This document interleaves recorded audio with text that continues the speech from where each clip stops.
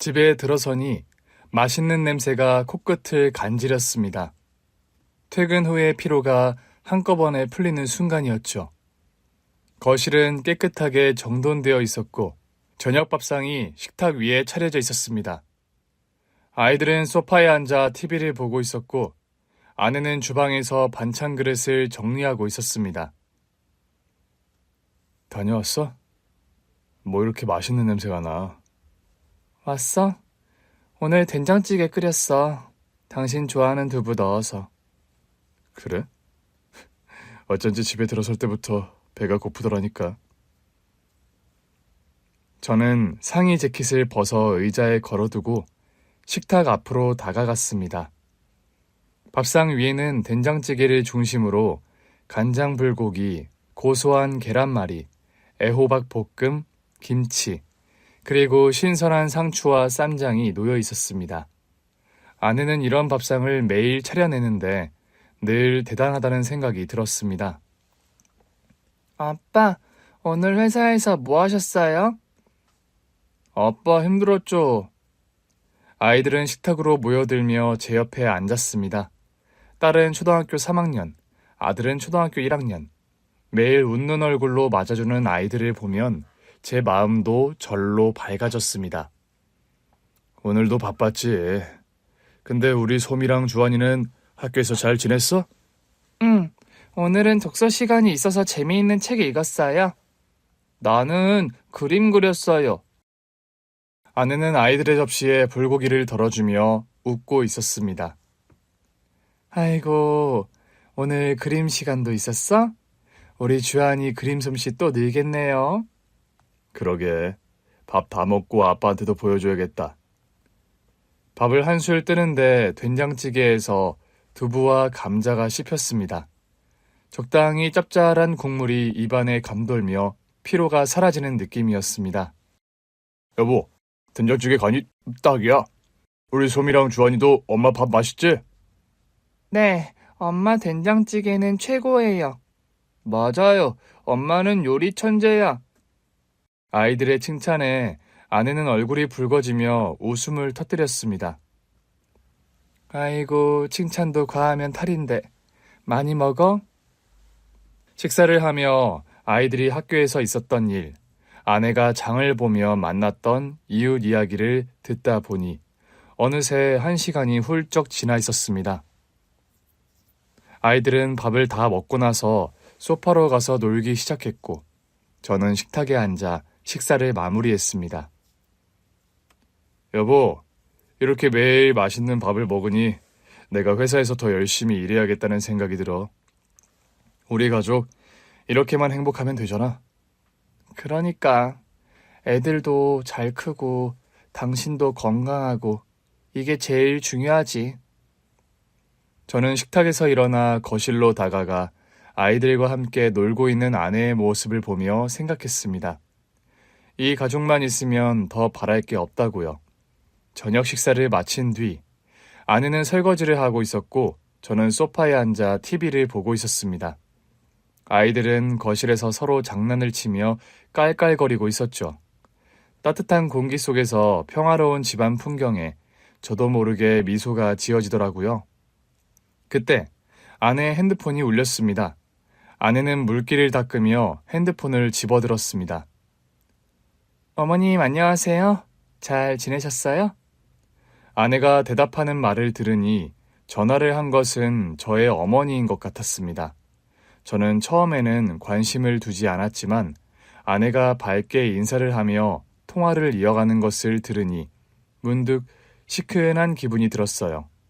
그런데 이내 아내의 표정이 점점 어두워졌습니다. 네? 무슨 말씀이세요, 어머님? 암이라고요? 시한부? 저는 아내가 통화를 하는 모습을 보며 순간 깜짝 놀랐습니다. 아내의 얼굴에는 걱정과 당황이 가득했으니까요. 저는 TV를 껐고 아내를 바라보며 손짓으로 스피커폰으로 바꿔봐 라고 말했습니다. 아내는 저를 힐끔 보더니 조용히 스피커폰으로 전환했어요. 그냥 어차피 오래 못 산다더라. 이렇게 치료받으면서 고통스럽게 살 바엔 그냥 편히 갈 준비를 하는 게 나을 것 같아서. 어머님, 그런 말씀하지 마세요. 암 진단 받으셨으면 빨리 치료 받으셔야죠. 이렇게 가만히 계시면 안 돼요. 아니야, 너도 알잖니. 이렇게 떠나는 게 나도 편하고 너희한테도 짐이 안 될 테니까. 그냥 가족들 얼굴 한번 보고 그 정도면 됐다 싶다. 어머니의 목소리는 담담했지만 그 속에서 느껴지는 체념은 저를 불편하게 만들었습니다. 그런데 더 기막힌 것은 아내가 그런 어머니를 진심으로 걱정하며 설득하고 있다는 점이었습니다. 저는 옆에 있는 아내에게 손짓 발짓을 하며 그냥 놔두라고 나서지 말라는 표현을 했는데 아내는 저를 무시한 채 통화에 열중하더라고요. 어머님, 지금 그런 말씀하실 때가 아니에요. 꼭 치료 받으셔야 돼요. 내일 제가 바로 갈게요. 제가 찾아가서 병원에 모시고 갈 거예요. 꼭이요. 아니야, 내가. 어머님, 이건 제가 꼭 해야 할 일이에요. 내일 뵙겠습니다. 아내는 단호한 목소리로 대답하며 전화를 끊었습니다. 핸드폰을 내려놓고 한숨을 내쉰 아내는 여전히 걱정스러운 얼굴로 저를 바라봤습니다. 어머님이 정말 치료 안 받고 싶어 하시는 것 같아. 근데 그렇게는 못 놔둬. 내일 어머님 뵈러 갈 거야. 저는 화가 나고 답답한 마음에 혀를 찼습니다. 당신이 거기 왜 가? 본인이 그렇게 얘기하면 그냥 냅둬. 신경 쓰지 말라니까. 그러니까 더 신경 써야지. 혼자서 그렇게 외롭게 계시면 안 돼. 아내는 제 말을 듣지도 않고 결심한 듯 방으로 들어가 내일 어머니를 뵈러 갈 준비를 하기 시작했습니다. 제 속이 부글부글 끓기 시작했고 저는 그걸 참지 못해 아내에게 다가갔습니다. 아내는 안방 한가운데 캐리어를 펼쳐놓고 뭔가 바쁘게 짐을 챙기고 있었습니다.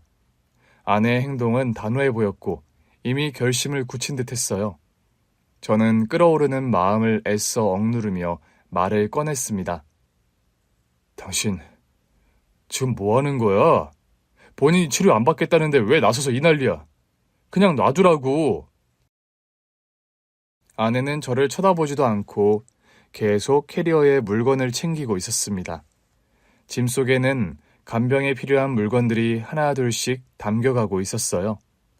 편안한 옷가지며 손 세정제, 마스크, 개인 물티슈, 간호용 물병, 푹신한 슬리퍼까지.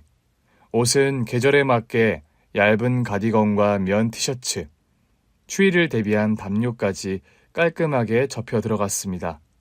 심지어 병원에서 읽을 만한 책 2-3권과 어머님을 위한 영양 보충제를 챙기는 모습에 저는 어이없다는 생각까지 들었습니다. 정말 이해가 안 돼. 자기가 떳떳하지 않으니까 치료 안 받겠다는 거잖아. 그러니까 당신도 신경 쓰지 마. 그제야 아내가 저를 잠시 쳐다보았습니다. 아내의 눈빛엔 확신과 걱정이 섞여 있었죠. 당신은 그렇게 생각할지 몰라도 나는 아니야. 어머님은 치료를 받아야 해. 나중에 후회하고 싶지 않아. 후회?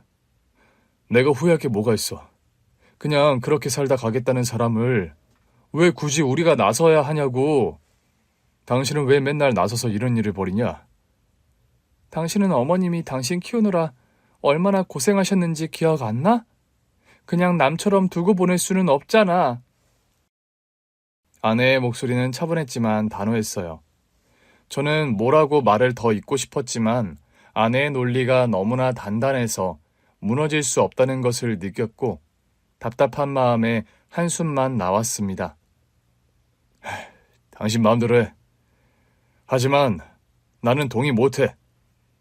그렇게 대화를 멈춘 저는 소파에 앉아 텔레비전을 켜며 마음을 가라앉히려고 했지만 생각은 꼬리에 꼬리를 물었습니다. 되돌아보니 아내는 여전히 캐리어를 정리하며 조용히 움직이고 있었습니다. 작은 메모장과 펜을 챙겨 넣는 모습에 아내의 계획이 철저하다는 것이 느껴졌습니다. 1시간 넘게 짐을 싸던 아내는 결국 캐리어를 다 채우고 침대 옆에 가지런히 두었습니다. 그날 밤 우리는 서로 등을 돌리고 누워 잠을 청했습니다. 침대가 꽤 넓게 느껴지는 밤이었어요. 제 마음에는 묘한 서운함과 화가 뒤섞여 있었습니다. 아내의 단호함이 이해되지 않았고 저를 무시하는 것 같은 기분도 들었죠. 다음 날 아침, 아내는 평소처럼 부지런히 움직이며 아침 식사를 준비했습니다. 저는 출근 준비를 하며 그녀에게 말을 걸었습니다. 당신 진짜로 갈 거야? 나서지 말고 그냥 가만히 있으라고 몇 번을 말해. 아내는 음식을 준비하는 손을 멈추지 않았고 저를 쳐다보지도 않고 조용히 대꾸했습니다. 어머님 치료받게 해야 돼. 당신은 몰라도 난 이대로 둘 수 없어. 아내의 목소리는 여전히 단호했습니다. 저는 뭐라고 더 할 말이 없었고 짜증스러운 마음을 억누르며 출근길에 올랐습니다. 아내와의 대화가 계속 머릿속을 맴돌아 오전 내내 업무에도 집중하기 어려웠습니다. 점심시간이 되어 간신히 일을 정리하고 있던 그때 아내에게서 전화가 왔습니다. 어디야? 병원, 어머님 모시고 왔어. 지금 검사 중이야. 진짜로 모시고 갔어? 아니, 당신 혼자 그거 어떻게 감당하려고 그래? 감당해야지. 내가 해야 할 일이니까. 어머님 검사 끝나고 오늘 바로 입원하실 거야. 그동안 내가 병수발할 거니까 걱정 말고 당신 일이나 해. 뭐? 병수발까지 한다고? 아내는 더 이상 대답하지 않았고 통화를 마치며 짧게 한마디를 남겼습니다. 저녁엔 전화 못 받을 거야. 당신 알아서 잘 챙겨 먹고 냉장고에 애들 반찬 다 해두었으니까 챙겨 먹어. 전화를 끊고 나니 세상에 저 혼자만 남은 것 같은 기분이 들었어요. 서운하고 화난 감정에 머리가 복잡해졌습니다. 아내가 전화를 끊고 난 뒤 저는 한동안 자리에 멍하니 앉아 있었습니다. 하지만 이내 묘하게 안심이 되더라고요. 분명 병수발이 쉽지 않을 텐데 물불 안 가리고 저렇게 갑작스럽게 나서다니 아내가 분명히 며칠을 못 버티고 돌아올 거라는 생각이 들었거든요. 그날 저녁, 저는 평소보다 서둘러 퇴근을 했습니다. 아내가 오늘 안 오겠다고 했으니 제가 아이들을 돌봐야 했거든요. 큰딸에게 동생 잘 챙겨서 집에서 기다리고 있으라고 전화를 했어요. 다행스럽게 아이들이 다니는 학교는 아파트 단지 바로 앞이라 아이들은 스스로 통학을 하고 있었습니다. 그렇게 칼퇴근을 하고 집으로 달려왔는데 아내가 없는 집은 묘하게 공허하게 느껴지더라고요. 아이들은 어리둥절한 얼굴로 저를 쳐다봤습니다. 아빠? 엄마는 어디 갔어? 엄마는 며칠 동안 병원에 계셔야 해. 그러니까 그동안 아빠랑 잘 지내자. 응? 병원? 엄마 아파? 아니야. 엄마가 아픈 건 아니고 어머님, 그러니까 할머니를 돌봐드리러 가신 거야. 아이들은 그 대답에 고개를 갸웃했지만 곧 다시 놀이에 집중했습니다. 저는 부엌으로 가서 냉장고를 열어봤습니다. 아내가 냉동실에 넣어둔 반찬들을 꺼내서 데운 뒤 아이들 저녁을 먹였어요. 그리고 다음 날 아침 아이들을 학교에 보내기 위해 일찍 일어났습니다. 평소에 아내가 하던 아침 준비를 제가 대신해야 했었거든요.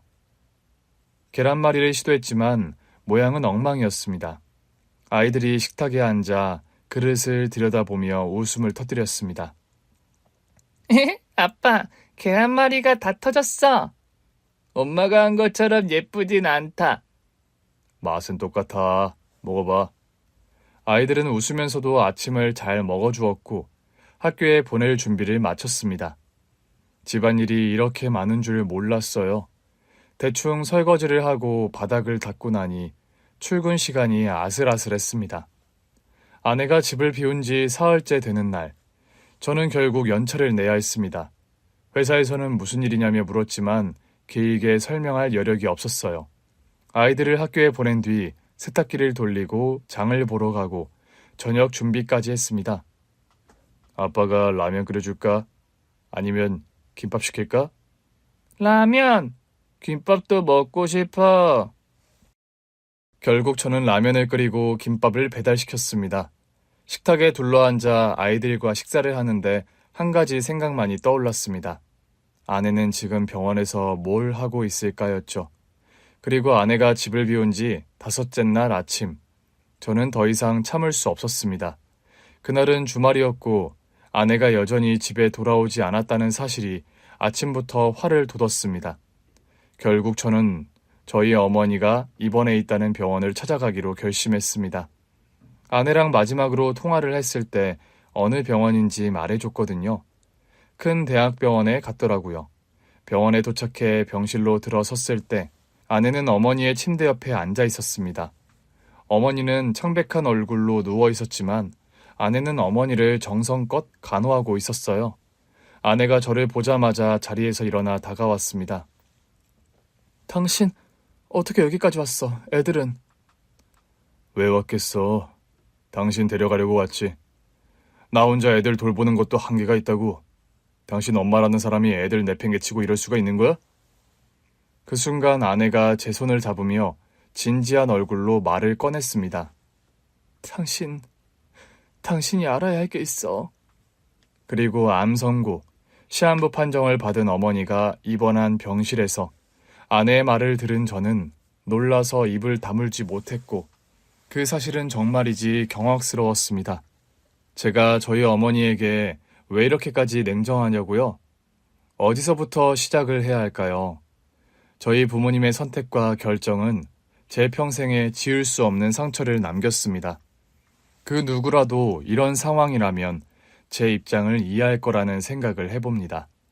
그때는 아마 제가 10살 무렵이었을 거예요. 어릴 때 저는 부모님의 사랑을 느낄 틈도 없이 집안 분위기에 눌려 살았던 것 같습니다. 당시 아버지는 사업을 하셨고 경제적으로는 부족함이 없었지만 집안은 늘 냉랭한 기운이 감돌았거든요. 부모님은 같은 지붕 아래에서 살면서도 서로를 남처럼 대했습니다. 한 집에서 각자 다른 방을 쓰고 얼굴을 맞대고 대화하는 모습을 본 기억이 거의 없어요. 어린 나이에도 그런 부모님의 모습이 이상하다는 걸 알 수 있었습니다.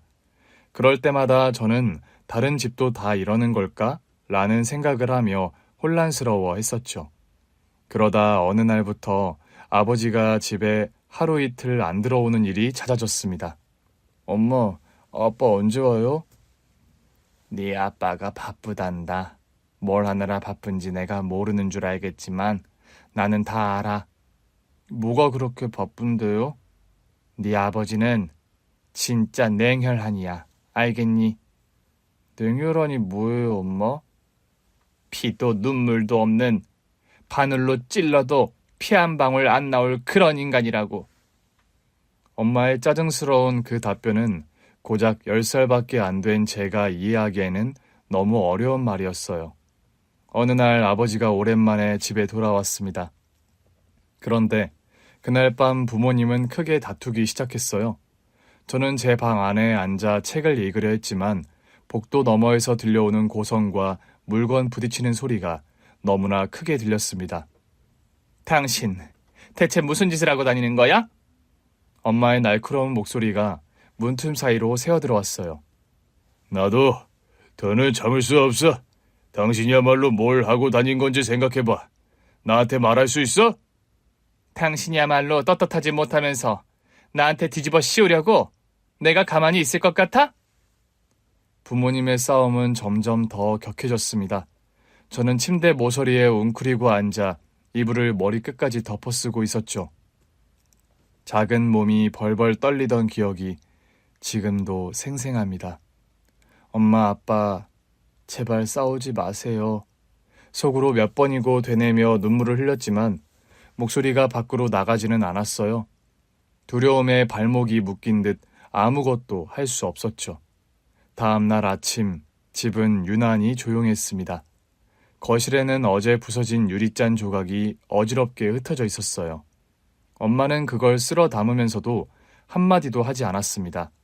아버지는 출근길에 가방을 챙기며 저를 한번 흘긋 보고는 아무 말 없이 문을 나섰어요. 그 뒤로 아버지는 집에 들어왔지만 엄마와는 한마디도 말을 하지 않았습니다. 그러던 어느 날, 엄마는 한숨을 쉬며 저에게 말했습니다. 진호야, 이젠 아빠랑 내가 더 이상 같이 살 수 없을 것 같다. 엄마의 말은 제 머리를 망치로 내려치는 것처럼 충격적이었습니다. 하지만 그 말을 할 때 엄마는 너무나 담담한 표정을 짓고 있었어요. 왜요? 엄마, 아빠랑 싸우면 안 되잖아요. 그냥 다시 잘 지내면 안 돼요? 제 말에 엄마는 잠시 멈춰 서더니 제 손을 잡았습니다. 차가운 손길이었지만 그 안에는 어쩔 수 없는 체념과 애잔함이 담겨 있었죠. 진우야, 어른들 일은 너한테 설명해 줄 수 있는 게 아니야. 하지만 알아둬라. 엄마는 정말 노력했어. 하지만 더 이상은 안 될 것 같아. 그로부터 3개월 후, 부모님은 결국 이혼을 하셨습니다. 그리고 제 양육권은 아버지가 갖게 되었어요. 그때는 몰랐지만 아마도 경제적인 부분이 작용을 했던 것 같습니다. 어머니가 집을 떠나던 날, 저는 방 창문에 서서 엄마의 뒷모습을 지켜봤습니다. 문을 닫고 나가는 소리가 무겁게 들렸고 제 마음속에 커다란 공허함이 자리 잡았어요. 그런데 부모님이 이혼한 지 6개월 만에 아버지는 한 여자를 집으로 데리고 왔습니다. 아버지는 차 한 잔을 마시며 무겁게 입을 열었어요. 너희 어머니랑은 이제 정말 끝이 났다. 그리고 우리와 함께할 사람이 생겼다. 이분은 앞으로 우리와 함께 살게 될 분이고 진호 너의 엄마가 되어줄 분이야. 저는 숨이 턱 막혔습니다. 새어머니? 이렇게나 빨리? 낯선 여자와의 재혼이라니 제게는 너무도 갑작스러운 일이었습니다. 아버지와 재혼을 한다는 그 여자는 부드러운 미소를 지으며 제게 다가왔습니다. 안녕, 네가 진호구나. 잘 부탁해. 네, 안녕하세요. 저는 무심하게 고개만 끄덕이고 방으로 들어가 버렸습니다. 낯선 여자가 우리 집에 발을 들이는 게 어색했고 정말 아버지가 너무너무 원망스러웠습니다. 그날 이후 함께 살게 된 그 여자, 계모는 제게 꾸준히 다가오려고 노력했습니다. 아침에 학교에 갈 준비를 할 때면 계모가 먼저 부엌에 나와 있곤 했어요. 진우야, 아침밥 챙겨 먹고 가야지. 이거 내가 만든 건데 한번 먹어볼래? 네. 괜찮아요. 그냥 빵 먹을 거예요. 그래도 뜨끈한 국 한 그릇 먹으면 힘이 날 텐데. 그 여자는 제 반응에 조금 실망한 얼굴을 했지만 억지로 강요하지는 않았습니다. 대신 학교 갈 때마다 문 앞에서 가방을 들어주며 한마디씩 말을 건넸어요. 오늘도 좋은 하루 보내, 진호야. 저는 형식적으로 고개만 끄덕였습니다. 네. 집에 돌아오면 그 여자, 계모는 간식을 준비해두곤 했습니다. 제가 좋아하는 초코파이와 우유가 식탁 위에 가지런히 놓여 있었죠. 오늘 학교 어땠어? 힘들진 않았니? 괜찮아요. 주말이 다가올 무렵이면 계모는 저에게 영화 티켓을 내밀며 제안을 하기도 했습니다. 있잖아, 주말에 다 같이 영화 보러 갈까? 너 좋아하는 애니메이션 영화가 개봉했다고 하던데. 저 그거 별로 안 좋아하고 안 보고 싶어요. 계모의 친절함에도 저는 마음의 문을 열 수 없었습니다. 어머니를 대신할 사람이 집에 있다는 사실이 받아들여지지 않았고 그 여자의 모든 행동이 전부 다 가식적으로 느껴졌거든요. 분명 모든 게 저 여자의 계획인 거다. 아버지가 이혼 전에 저 여자를 만났기 때문에 아버지와 엄마가 이혼을 한 거다. 저 여자가 우리 엄마를 쫓아내고 저 자리를 차지했다. 그렇게 생각을 했어요. 그런 마음이 가득했기 때문에 저는 그 여자를 아줌마라는 단어로 부르면서 거리를 두고 형식적인 대화만 했습니다. 어느 날 저녁, 아버지와 계모가 함께 저녁 식사를 준비하며 대화를 나누는 소리가 들렸습니다. 아버지는 제가 방에서 아무 말 없이 있는 모습을 보고는 조용히 말했습니다. 진우가 아직 마음의 준비가 안 된 것 같아. 시간이 좀 필요할 거야. 네, 괜찮아요. 천천히 다가가 볼게요. 저는 방에서 그 대화를 들으며 불쾌한 감정을 느꼈어요. 저를 위해 노력하는 사람이 있다는 게 낯설었지만 한편으로는 아주 불편했거든요.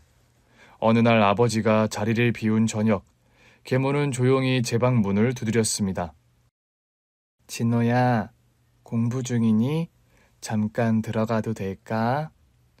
저는 책을 읽는 척하며 고개만 끄덕였습니다. 계모가 작은 접시를 들고 들어왔어요. 네가 좋아하는 사과 깎아봤어. 먹어봐. 감사합니다. 짧은 대답을 하고 다시 책으로 시선을 돌렸지만 마음 한구석에서 묘한 감정이 밀려왔습니다. 그 여자는 마치 어두운 구석에 숨어있는 아이에게 손을 내미는 사람처럼 보였어요. 그러나 저에게는 그 손을 잡을 용기가 없었어요. 방을 나서는 계모의 뒷모습을 보며 저는 조용히 한숨을 내쉬었습니다.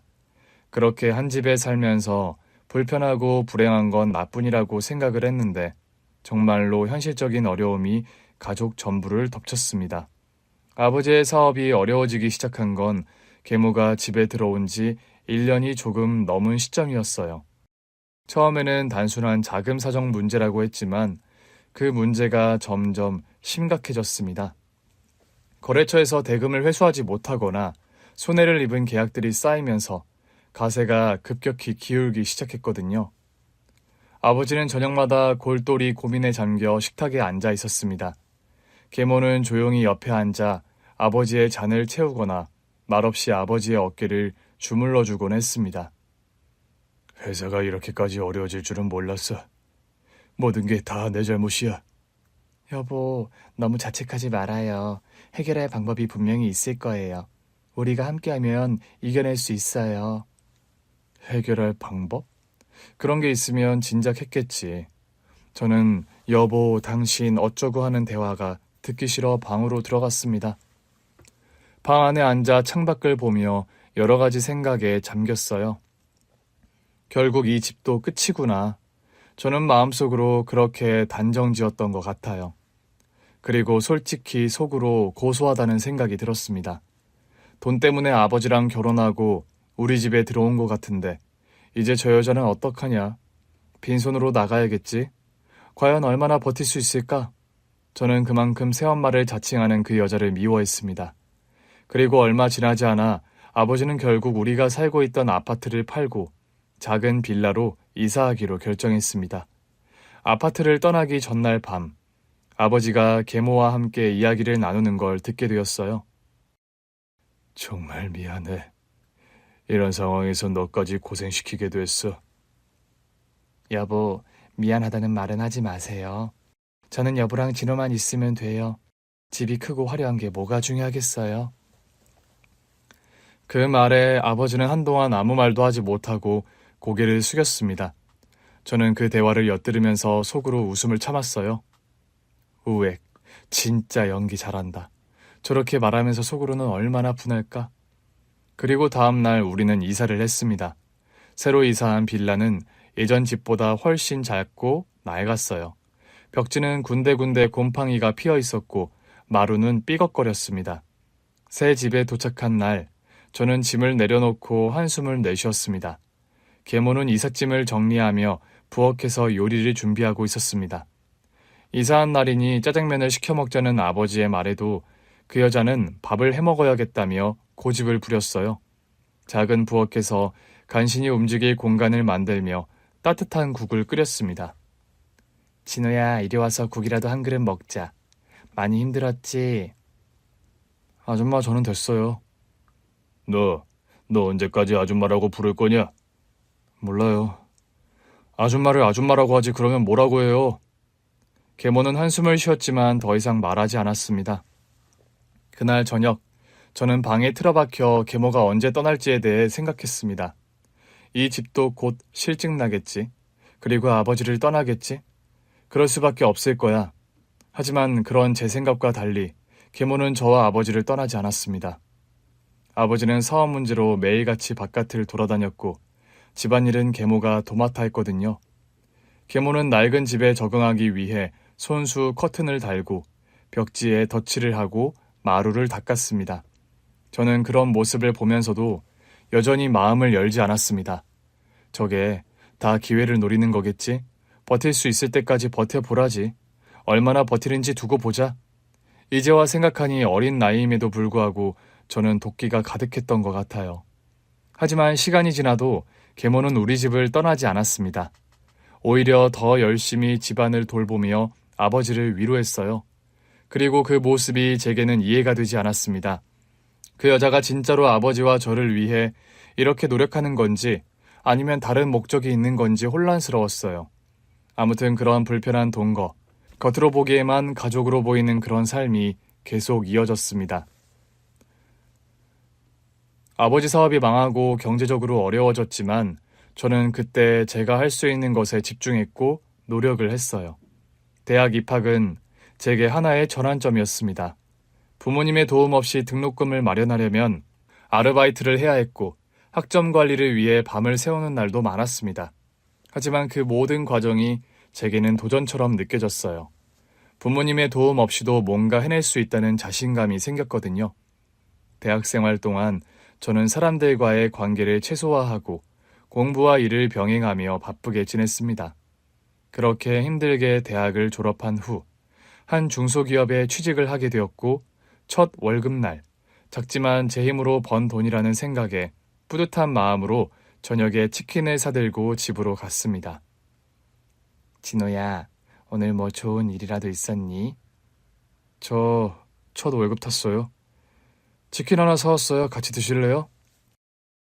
새어머니는 환하게 웃으며 치킨을 세팅했고 아버지와 세 식구가 둘러앉아 조촐하게 축하 파티를 했습니다. 새어머니는 진심으로 축하한다며 제 앞에 닭다리를 놓아주었지만 저는 어색하게 미소를 지으며 닭다리를 먹었어요. 그때즈음엔 새어머니를 아줌마라고 부르지는 않았지만 또 어머니라고 부르지도 않았습니다. 그냥 호칭 자체를 생략했다고 할까요? 어쨌거나 같이 산 세월이 길어지다 보니까 나름 적응을 한 거였죠. 그 후 몇 년이 지나 저는 지금의 아내를 만나게 되었습니다. 아내와 저는 대학 동창이었는데 대학에 다닐 때는 특별한 사이가 아니었거든요. 직장을 다닌 지 몇 년 지났을 때 대학 동기 모임을 하게 되었고 그 자리에서 아내를 오랜만에 다시 만났는데 우리는 서로에게 좋은 감정을 갖게 되었죠. 아내는 활발하고 배려심 많은 사람이었습니다. 아내와 연애한 지 몇 년이 지나 결혼 생각을 하게 되었을 때 저는 가정사에 대해 솔직히 털어놓았습니다. 사실 우리 어머니는 새어머니야. 우리 부모님은 내가 어릴 때 이혼하셨거든. 그렇구나. 그런데 새어머니랑은 사이가 어때? 그냥 아줌마 정도로 생각하고 있어. 실제 지금은 그렇게 아줌마라고 부르지는 않지만 새어머니인 거지. 나한텐 친엄마도 새엄마도 별로 마음이 가는 사람이 없어. 아내는 제 이야기를 듣고 조용히 고개를 끄덕였는데 아내는 새어머니라는 존재를 그렇게 나쁘게 생각하지 않는 듯 보였습니다. 이 사실을 고백하면 결혼을 못하겠다고 할까봐 내심 마음을 졸였는데 그런 일은 없었어요. 어머니가 어떤 분이든 간에 나는 결혼하면 어른들한테 도리를 다하고 싶어. 저는 그 말에 대꾸하지 않았습니다. 그냥 아내의 생각이 그렇구나 하고 넘겼거든요.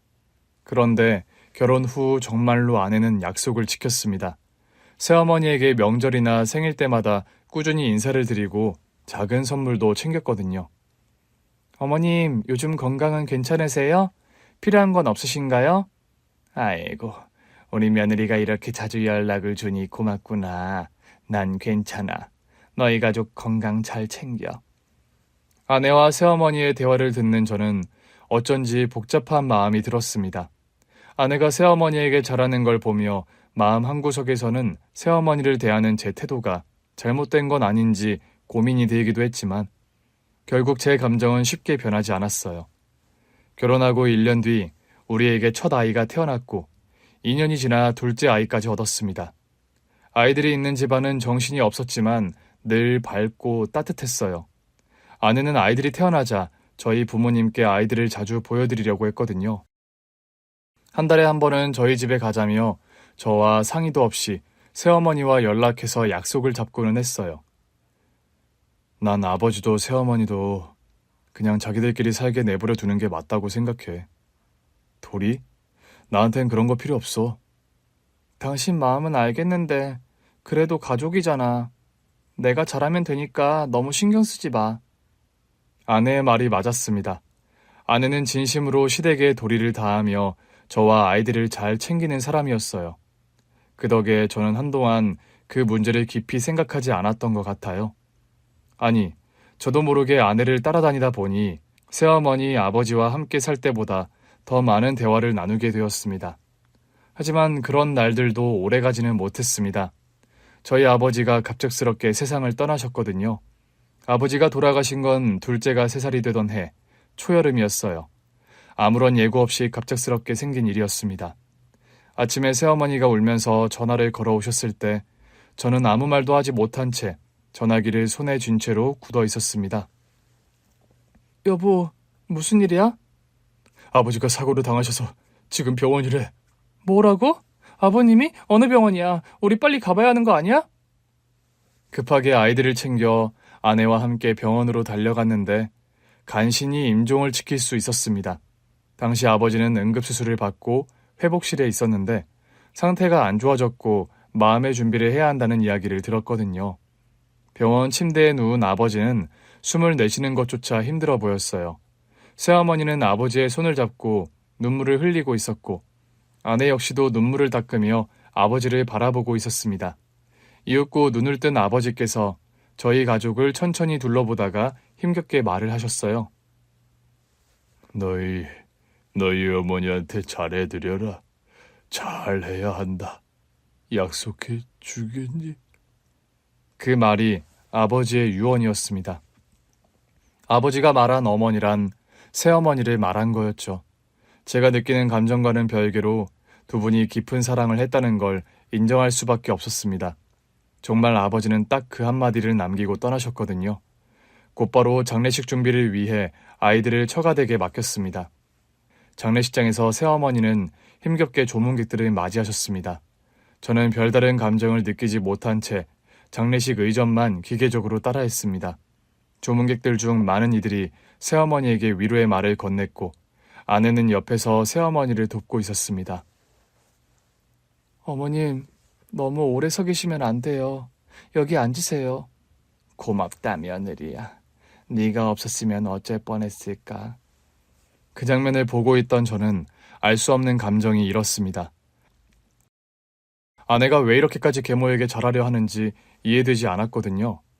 사실 아버지가 돌아가시기 전까지 아내의 노력 덕분에 아버지와 새어머니를 자주 찾아뵈며 관계를 조금씩 회복하는 것 같았지만 아버지가 돌아가신 이후 제 마음이 달라졌던 게 사실입니다. 그동안 그 여자가 새어머니였던 것은 아버지와 결혼을 했기 때문이었잖아요. 어떻게 보면 아버지가 돌아가신 걸로 그 연결고리는 끊어진 거니까 계속 관계를 이어갈 필요가 없다고 생각을 했어요. 이제 아버지도 안 계시잖아. 굳이 새어머니랑 자주 연락할 필요 없어. 그냥 알아서 사시게 냅둬. 그게 무슨 말이야. 어머님은 이제 혼자시잖아. 적적하실 텐데 내가 신경 써야지. 내가 말했잖아. 난 그렇게 가깝게 지내고 싶은 마음 없다고. 아내는 제 말을 듣고 잠시 멈칫하다가 조용히 답했습니다. 당신 마음은 알겠어. 하지만 어머님은 여전히 나에게 어머님이야. 내가 어머님께 잘하는 게 그렇게 못마땅해? 그래도 당신 키워주신 분이잖아. 저는 대답하지 못한 채 고개를 돌렸고 아내는 저를 바라보며 덧붙였습니다. 당신이 그렇게 말해도 나는 어머님께 잘할 거야. 혼자 계신 어머님을 그냥 모른 척할 순 없어.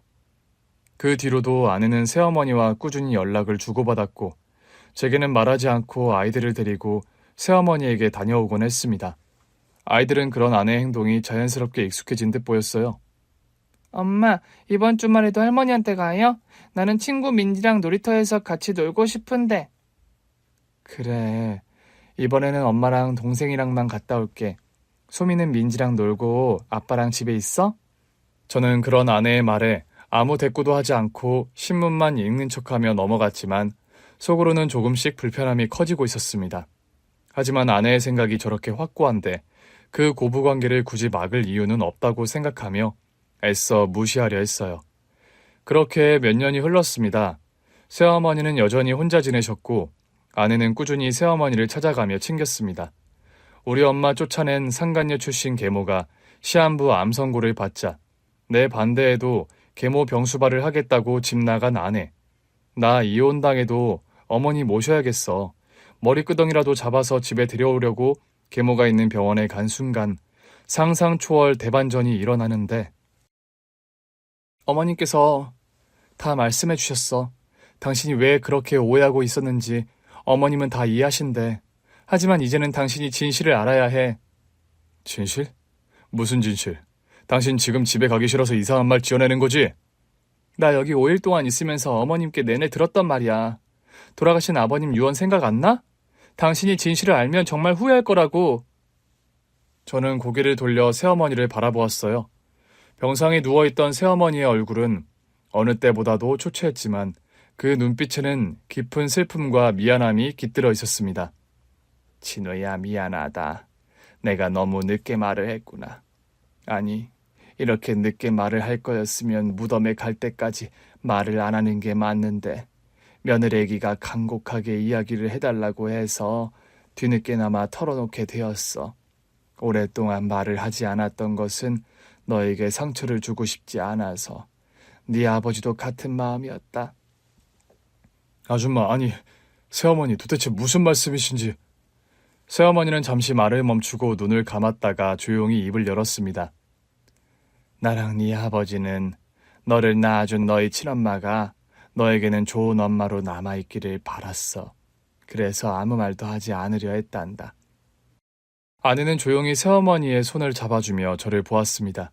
저는 아내의 시선을 피할 수 없었고 새어머니의 이야기를 듣게 되었어요. 네 친엄마는 네 아버지의 사업이 잘 된 이후로 많이 달라졌어. 네 아버지는 식구들을 위해 성실하게 일했는데 네 엄마는 돈을 조금씩 빼돌리고 다른 사람과 어울리기 시작했지. 결국 네 아버지가 그 사실을 알게 되었고 겉돌게 된 거야.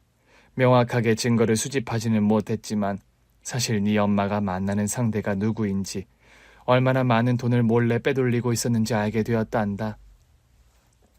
그게 사실이에요? 아버지가 바람 피운 게 아니라 엄마가 바람을 피웠다고요? 새어머니는 고개를 끄덕이며 눈물을 흘렸습니다. 네 아버지는 끝까지 참으려 했어. 네가 엄마 곁에서 행복하게 자랐으면 했거든. 하지만 네 친엄마의 행동은 점점 더 심해졌고 결국 네 아버지는 이혼을 결심하게 된 거야. 어머님께서 말씀하시길 그때 아버님이 너무 괴로워서 고향으로 내려가셨대. 거기서 어머님을 만나셨고 오랜 친구로서 위로를 받으셨다고. 저는 말을 잇지 못했고 새어머니는 계속 이야기를 이어갔습니다.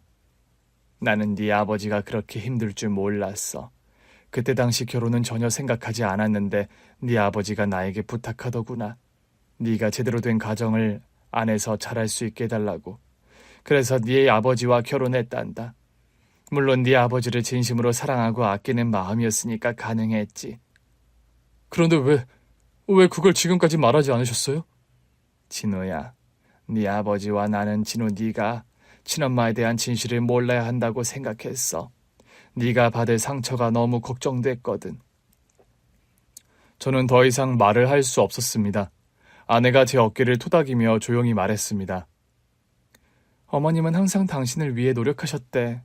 그리고 그 당시 아버님 사업이 어려워진 것도 사실 그 이혼한 당신 친엄마 때문이었다고 해. 아버님 돈을 빼돌린 것도 모자라 거래처 사람들한테 접근해서 투자를 권유하면서 사기를 치려고 하셨다고. 그럼 아버지의 사업이 어려워진 것도 그것 때문이라고? 거래처들한테 하루아침에 신뢰를 잃고 거래가 끊어졌다고 했잖아. 당신 친엄마라는 그 여자가 아버님 아내라는 명목으로 사모님 소리 들으면서 사업 관련 동반 모임 자주 나가고 했었다면서. 그때 알게 된 거래처 사장 사모님들한테 그렇게 말도 안 되는 사기 같은 일에 투자를 권유했대. 그게 아버님 사업에 악영향을 끼친 거지. 저는 모든 사실을 듣고도 믿기 어려웠습니다. 그게 정말이야? 그런데 이건 그냥 새어머니의 말뿐이잖아. 그러니까 뭐 증거 그런 게 있는 거야? 아버님께서 그 당시 새어머니가 벌인 짓을 알고 처음엔 그냥 이혼이 아니라 고소를 하려고 하셨대. 그래서 고소 생각하며 준비해둔 자료가 다 어머님 댁에 남아있대. 그런데 아버님은 그래도 당신을 낳아준 여자라서 애엄마라서 덥고 그냥 이혼만 하신 거야. 아내의 말을 들은 저는 한동안 아무 말도 하지 못한 채 병실 한 구석에 앉아 있었습니다. 머릿속은 복잡하고 심장은 마구 뛰었어요. 제가 알고 있던 모든 것이 뒤바뀌는 느낌이었거든요. 그만큼 새어머니의 병상에서 아내가 한마디 한마디 전한 이야기는 제가 상상조차 하지 못했던 진실이었습니다. 그리고 얼마 전 있었던 일과 겹쳐서 더더욱 혼란스러웠습니다. 새어머니가 병원에 입원하기 한 달 전 저를 낳아준 친어머니한테 연락을 받았거든요. 네, 제가 10살 때 아버지와 이혼을 한 뒤 단 한 번도 저를 찾지 않았던 그 친어머니였습니다. 모르는 번호로 문자가 왔는데 다짜고짜 엄마라면서 저한테 사진 한 장을 보내더라고요. 그런데 얼굴을 보니 제 기억 속에 있는 친엄마의 얼굴이 맞았습니다. 온종일 혼란스러워하다가 아내에게 솔직히 털어놨었어요. 사실 오늘 이상한 연락을 받았어. 이상한 연락? 무슨 일이야? 핸드폰을 꺼내 친모라는 사람에게서 온 메시지를 보여주었습니다. 메시지에는 친모라는 사람이 자신을 기억하느냐는 말과 함께 제가 보고 싶다는 말, 그리고 자신의 현재 모습 사진과 제가 어릴 때 함께 찍은 사진을 보내왔었습니다. 그때 아내는 천천히 생각을 해보라며 저를 다독여 주었었죠. 그런데 그날 병실에서 아내와 새어머니에게 들은 진실 이후 더한 이야기가 남아 있었습니다. 친모한테 온 문자를 보여준 이후 아내는 제 친모에 대해 따로 알아봤다고요. 알아보니 여전히 무슨 투자 전문가 행세를 하며 투자 세미나 같은 곳을 다니고 있었는데 아내가 알아본 바로는 그 친모라는 여자는 완전히 망했다는 거였어요. 돈이 한 푼도 없는데 계속 사기만 치려고 사람들을 끌어모으고 있고요. 네, 제가 생각해도 참 그 연락이 이상했죠. 10살 때 이후 단 한 번도 저를 찾지 않았는데 하필 이렇게 오랜 세월이 지나 왜 지금 연락을 하는 걸까 했거든요. 아마도 아버지가 돌아가신 걸 알고 저한테 아버지가 남긴 거나 뭐라도 지원을 해달라고 할 생각이 아니었을까요? 그 친모라는 여자의 현재 상황을 알게 되자 새어머니와 아내가 말해준 진실에 더욱 신빙성이 더해지는 것 같았습니다. 그리고 그 순간 병원 침대에 누워있는 새어머니를 바라보는 제 마음은 복잡했습니다. 그동안 새어머니에게 했던 차가운 말과 행동이 자꾸 떠올랐거든요. 손에 쥔 물수건으로 새어머니의 손을 닦아드리면서 마음 한구석에서 계속 후회가 밀려왔습니다. 어머니, 제가 참 많이 못했었죠? 아무것도 모르고 그저 아버지와 어머니를 평생 원망만 했네요. 제가 정말 못난 놈입니다. 죄송해요. 새어머니, 아니 어머니는 미소를 띠며 고개를 살짝 저었습니다. 그런 말 하지 마라. 나는 그냥 네가 잘 자라줘서 그리고 좋은 가정을 꾸려서 행복하게 살고 있는 것만으로도 충분하다. 아내는 옆에서 묵묵히 물컵을 들어 어머니에게 물을 먹여드렸습니다. 어머니는 물 한 모금을 삼키고 숨을 고르며 다시 말했습니다. 나는 네 아버지가 떠난 뒤에도 네가 나와 연을 끊지 않길 바랐어. 하지만 네가 나를 멀리하려고 했던 것도 이해했지. 네가 얼마나 힘들었을지 내가 왜 몰랐겠니? 저는 너무나 부끄럽고 죄송한 마음에 머리를 숙인 채 손을 꽉 쥐었습니다. 그래도 제가 잘못한 건 사실이에요. 아버지가 떠나신 후 어머니를 그렇게 외롭게 만든 걸 진심으로 후회합니다. 어머니가 저를 위해 얼마나 노력하셨는지 이제야 알았어요. 어머니는 잠시 눈을 감았다가 힘겹게 다시 떴습니다. 나에겐 너와 네 아버지가 전부였어. 네 아버지가 얼마나 힘들어했는지도 너를 얼마나 사랑했는지도 알았지. 그래서 내가 너에게 잘해주고 싶었어. 아내는 어머니의 손을 꼭 잡고 고개를 끄덕였습니다. 어머님, 저도 어머님께 잘해드리려고 했던 이유가 많았어요. 어머님이 항상 저희 가족을 먼저 생각하셨던 걸 알고 있었으니까요. 이제 제가 더 잘할게요. 어머니는 미소를 지으며 아내의 손을 살짝 쓰다듬었습니다. 고맙다. 네가 내 며느리라 참 다행이야. 어머니, 정말로 죄송하고 감사해요. 어머니가 아니었다면 저는 지금의 제가 되지 못했을 거예요. 앞으로는 어머니 뜻대로 제가 더 잘할게요. 고맙다. 이제는 나도 마음이 편하다. 네가 행복하게 사는 모습, 그것만 봐도 난 더 바랄 게 없다. 그날 이후 어머니는 항암 치료를 받으셨고 몸은 점점 쇠약해져 갔습니다. 아내와 저는 교대로 병실에서 간병하며 어머니의 곁을 지켰습니다. 항암 치료를 받은 뒤 퇴원을 했을 때 저희 부부는 어머니를 저희 집에 모셨습니다. 어머니와 함께 지내는 동안 아내는 암 환자에게 좋다는 온갖 음식을 공부하며 차려서 어머니의 식사와 약을 챙겼어요. 하지만 그런 정성 어린 노력에도 불구하고 결국 1년도 되지 않아 어머니는 세상을 떠나셨습니다. 그리고 어머니께서 남긴 유언장을 발견했을 때 저는 아내를 부둥켜 안고 그저 서럽게 눈물만 흘렸습니다. 어머니께서는 돌아가신 아버지가 남긴 재산과 어머니 자신이 평생 따로 모은 재산을 모두 제 아내와 저에게 물려준다는 것이었습니다. 그 유언장을 읽으며 제 눈에서는 눈물이 멈추지 않았습니다. 그동안 어머니라 부르지 않았던 그분이 제 삶에 얼마나 큰 영향을 미쳤는지, 그리고 얼마나 큰 사랑을 주셨는지 뒤늦게 깨달은 제 자신이 너무나 밉고 원망스러웠기 때문입니다. 맑은 하늘 아래 푸른 나무들로 둘러싸인 봉안당은 조용하고 평화로웠습니다. 가족들과 함께 아버지와 어머니를 모신 곳에 도착하니 저도 모르게 발걸음이 느려졌습니다. 한 손에 꽃다발을 들고 있던 아내가 저를 돌아보며 말했습니다. 이제 어머님도 아버님 곁에 계시니까 마음 편하게 인사드리자. 원래 아버지가 돌아가신 뒤 아버지의 고향에 아버지를 모셨었거든요.